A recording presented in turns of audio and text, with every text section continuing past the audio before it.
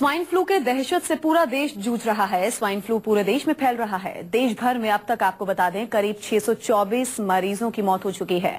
वहीं 9,311 लोग इस फ्लू की चपेट में हैं। स्वाइन फ्लू से राजस्थान में सबसे ज्यादा मौतें हुई हैं। लेकिन हैरानी की बात यह है, स्वाइन फ्लू का संकट गहराने पर सरकार जागी तो है, लेकिन ये इंतजाम नाकाफी साबित हो रहे हैं।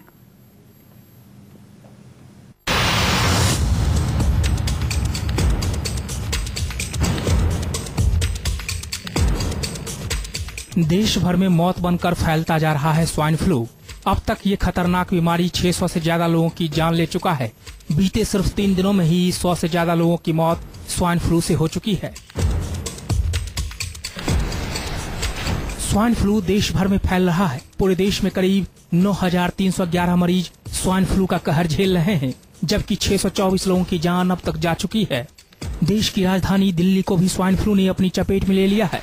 दिल्ली में अब तक 7 लोगों की मौत हो चुकी है, जबकि स्वाइन फ्लू के 1,608 मरीज हैं। स्वाइन फ्लू जानलेवा बन चुका है। दिल्ली ही नहीं, मुंबई, जयपुर, अहमदाबाद, भोपाल के अलावा कई शहरों में स्वाइन फ्लू का वायरस तेजी से फैल रहा है। नहीं, अब कम होना शुरू हो गए। अब तो आंकड़े नहीं बढ़ रहे, लेकिन ज्यादा से ज्यादा जगहों पर ये टेस्ट की सुविधा प्रदान की जा रही है। देखिए 9,313 केस आ चुके हैं और 624 डेथ हुए हैं, जिसमें सबसे ज्यादा डेथ राजस्थान और गुजरात में हुई। सबसे खराब हालत राजस्थान और गुजरात की है, जहां अब तक 176 और 150 लोगों की मौत स्वाइन फ्लू से हो चुकी है। राजस्थान में अकेले राजधानी जयपुर में इससे करीब 30 मौतें हुई हैं। गुजरात में स्वाइन फ्लू की चपेट में 1,800 से ज्यादा लोग आ चुके हैं। मध्य प्रदेश में भी इसका कहर जारी है।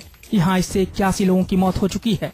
महाराष्ट्र में मरने वालों का आंकड़ा 60 पहुंच चुका है। सिर्फ मुंबई में स्वाइन फ्लू के 134 मामले आ चुके हैं। पंजाब में भी स्वाइन फ्लू से 25 लोगों की मौत हो चुकी है।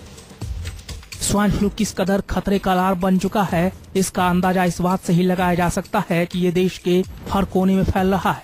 दिल्ली, गुजरात, महाराष्ट्र, मध्य प्रदेश, तेलंगाना, राजस्थान, तमिलनाडु समेत देश के कई राज्य इस जानलेवा बीमारी से बुरी तरह प्रभावित हैं।